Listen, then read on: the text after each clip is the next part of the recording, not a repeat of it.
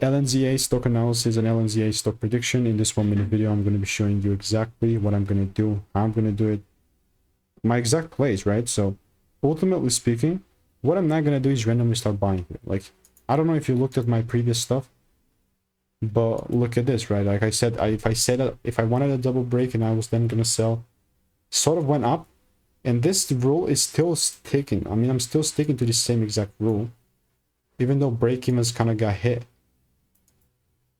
But it must, you know, pump up before it clears the lows. Me randomly selling, it's not going to be happening. So that's LNZA. There you go. This is the previous sell side, which didn't deliver by like an inch.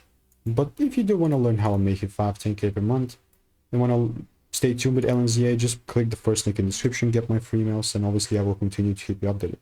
Randomly selling will just be a no-no for me. So goodbye and enjoy, and I'll see you in the next one.